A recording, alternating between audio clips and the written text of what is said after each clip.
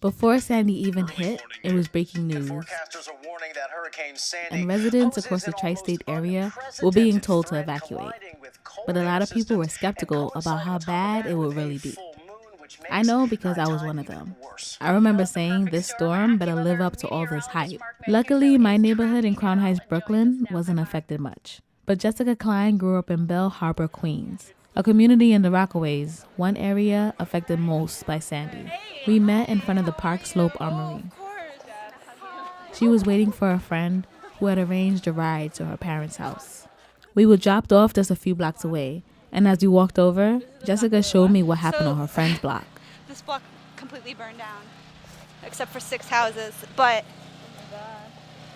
I don't know what this tank is, but it landed on somebody's house right there. My friend Catherine's So her house was like just missed. Just missed.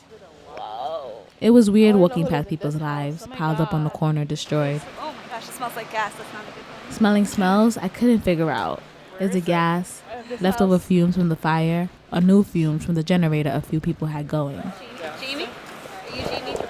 As we kept walking, Jessica recognized Jamie Jordan and Christine O'Connell, 2 other women who grew up in Bell Harbor. They're all working to organize relief efforts in the Rockaways. Jessica doing so through Rockaway Help, a website she started. Last night, I was like, I'll just put something that looks sort of legit up. Yeah. And then people will respond. Yeah, that's true. So the air of authority goes very far. People look for it. Actually works really well. Yeah, if you just act like you know what you're doing. Yeah, people works. Crave someone who knows what they're talking about. By the time we got to Jessica's house, my boots were completely muddy and dusty. Oh yes, hi. I was shocked when her mom said I didn't have to take off my shoes. But then I noticed it was muddy inside too. Rose and Sylvan have lived in the Rockaways for 30 years, and despite being told to evacuate by everyone, they stayed. And at first, they weren't fazed by the water running down their streets. So we're fine, and we're watching the bay going towards the ocean. Little bits of water coming down. Then all of a sudden, my husband says, Rose, wait, something we see, white foam, and it's going the opposite direction. So that meant it was the ocean now, headed towards the bay. Wow.